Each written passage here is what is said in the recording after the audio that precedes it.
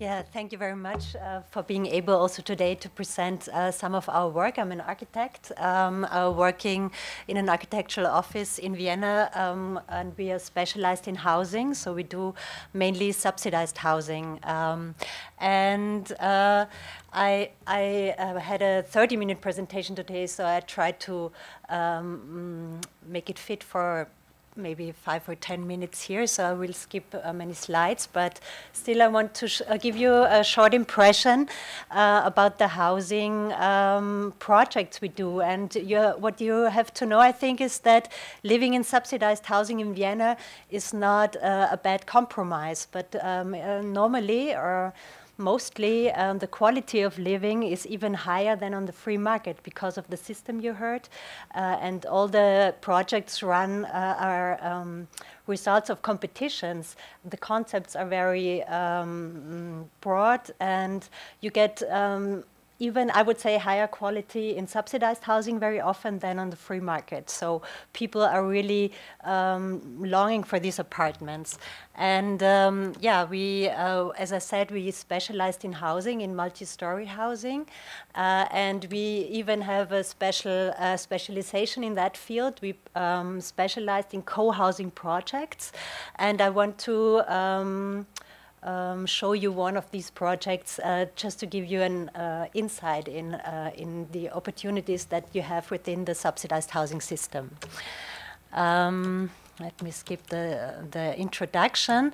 We are in a long tradition, of course, as architects, and we also work in this general framework that Kurt Sturzenbecher already explained to you. So this four-pillar system, we have to run through these developer competitions. We always have to build interdisciplinary teams with developers, sociologists, landscape architects, already in the competition phase. So that means we are working on a very broad concept, and this actually helps us to make very sustainable projects.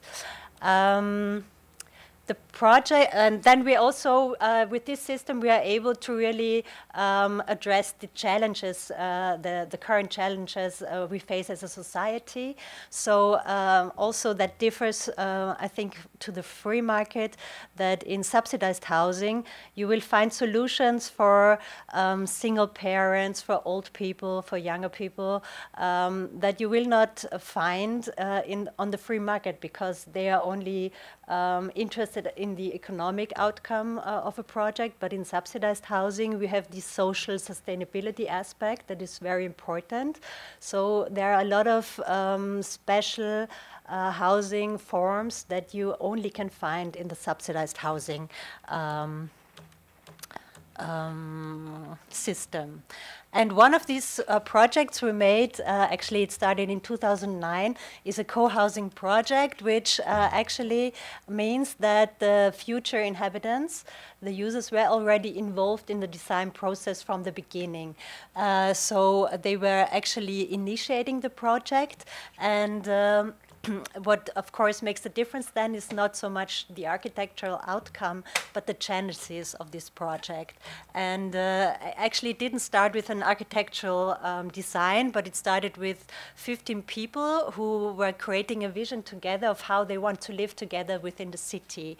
And in short, it was they wanted individuality within community, in a communicative architecture, and being a nucleus of sustainability.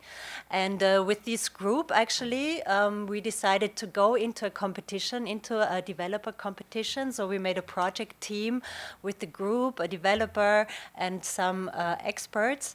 And we were designing the main layout of the project in the competition.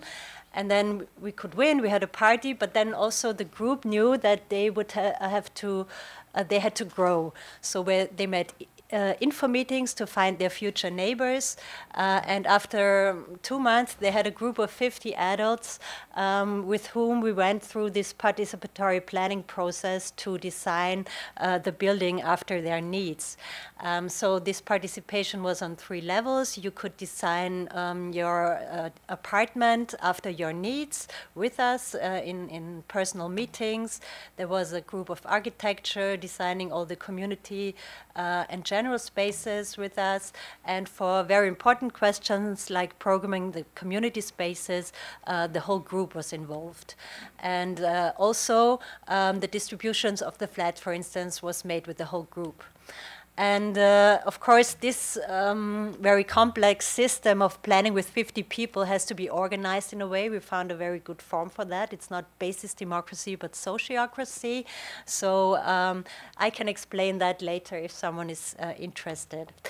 But what actually, I can show you what is the outcome of this, a very long 3-year process, and what people now can how they can live within this project. It is a 7-story building. It's a concrete construction with a wooden facade.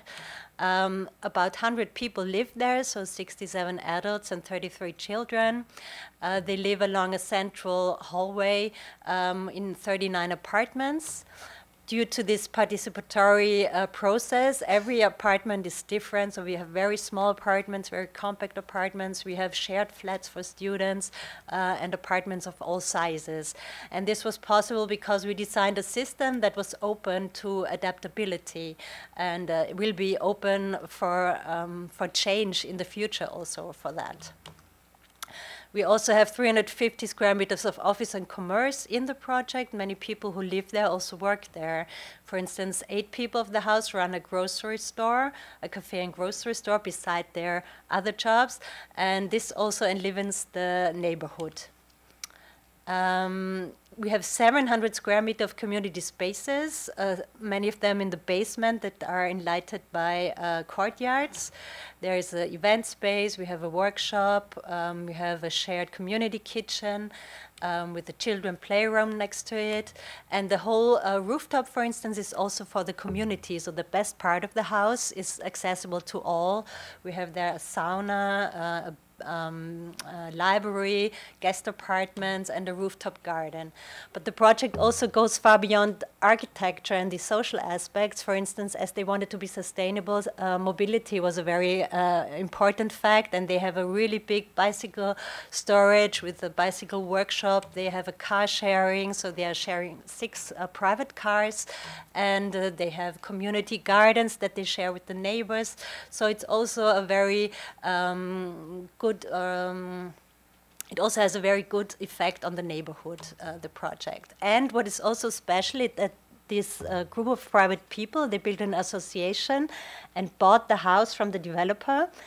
And it's not individual ownership, but it's a shared ownership. So if you're always owner and tenant at the same time, so you have this double role. And also if you move out, you give back the apartment to the association. So you cannot speculate with your apartment. So it will always be maintained in this idea of community and sustainability by this association.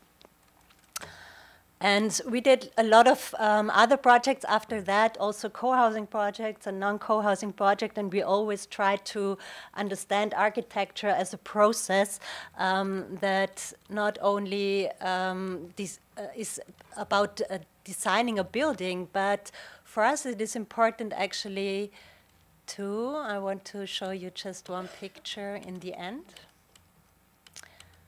So we see that it is a process that has to be designed, and that along this process, it is possible that not only a building will occur, but that a community can build around this process. And you have another outcome after these 3 years.